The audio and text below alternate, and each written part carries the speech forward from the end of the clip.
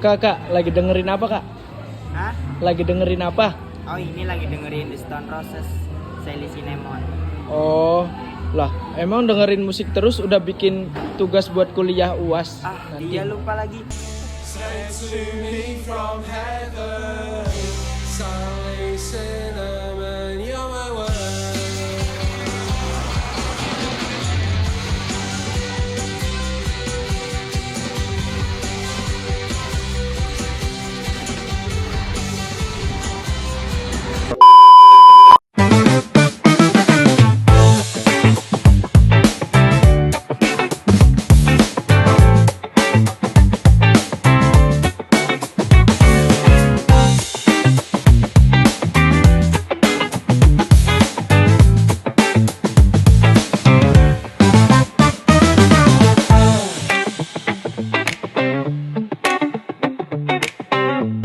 Assalamualaikum warahmatullahi wabarakatuh. Perkenalkan, nama saya Muhammad Alvin Mujeri, NIM 22501019.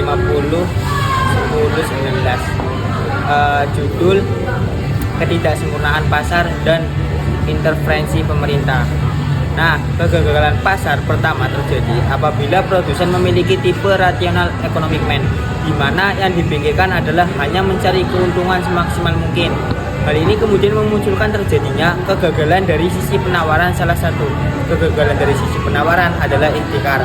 Rasulullah SAW telah melarang praktik ihtikar, yaitu secara sengaja menahan atau menimbun dalam kurung hoarding barang dengan tujuan untuk menaikkan harga yang di kemudian hari.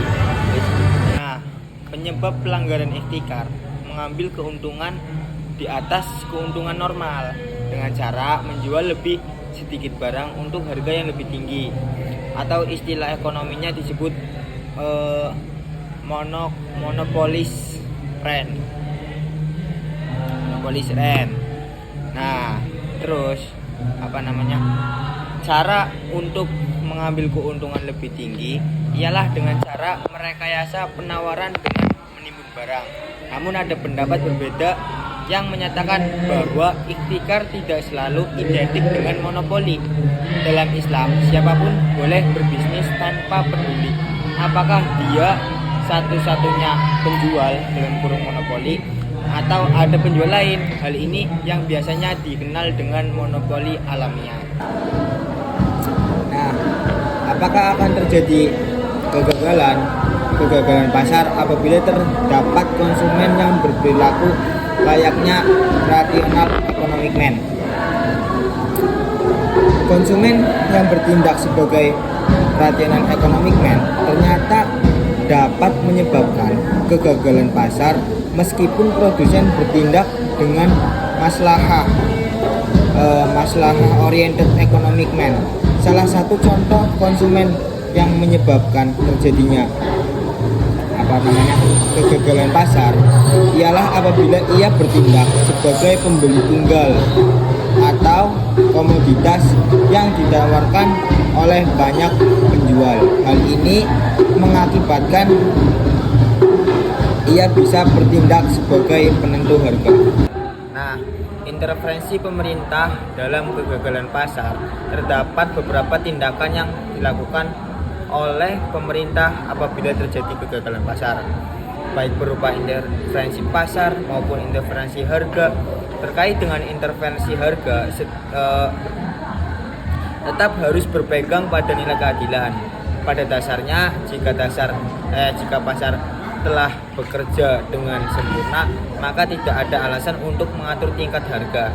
Penetapan harga kemungkinan justru akan mendistorsi harga sehingga akhirnya mengganggu mekanisme pasar itu sendiri.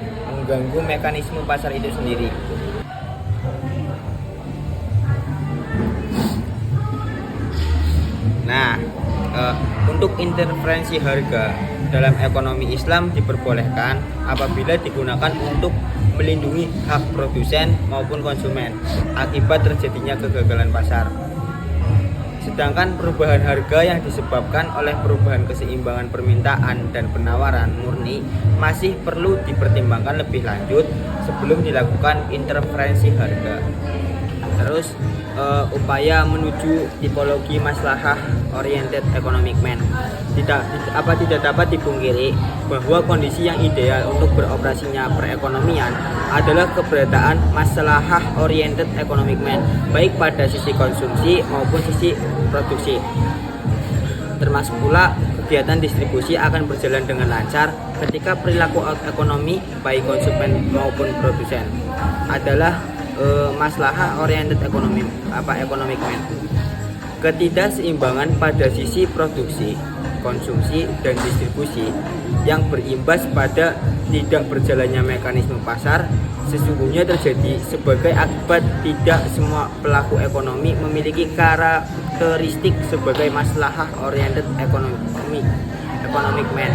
Nah, untuk itu diperlukan adanya berbagai langkah agar secara bertahap ada proses transformasi dari ketiga tipologi lainnya menuju tipologi maslahah oriented economic man. Sebagai langkah awal, sebagaimana yang dijelaskan pada tabel 11.1, terlebih dahulu diidentifikasi kelemahan-kelemahan yang terdapat pada tiga tipologi selain maslahah oriented economic man.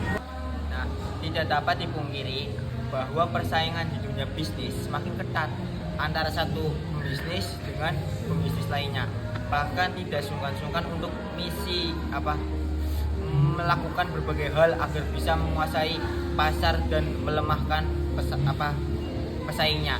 Salah satu strategi yang kerap digunakan adalah predatory pricing strategi, yaitu strategi perang harga dengan cara menurunkan harga jual di tingkat konsumen hingga berbeda bahwa harga modal sehingga konsumen akan membeli produknya dan meninggalkan produk pesaing. Tujuannya apa? Tujuannya agar pangsa pasar perusahaannya semakin membesar sehingga ia bisa mengendalikan pasar. Jadi kalau ada perang harga besar-besaran di antara dua perusahaan atau di antara dua platform e-commerce misalnya, maka hal tersebut boleh jadi merupakan bagian dari predatory pricing strategi yang mereka lakukan. Perusahaan yang memiliki modal yang lebih besar dan lebih kuat diperkirakan akan dapat memenangkan pertarungan perang harga dibandingkan dengan perusahaan yang memiliki modal yang lebih sedikit. Perusahaan yang memenangkan perang harga ini selanjutnya akan memonopoli pasar yang pada akhirnya akan mengenakan harga kepada konsumen sesuai dengan keinginannya. Ia bisa dengan seenaknya menaikkan harga sesuai dengan kehendaknya.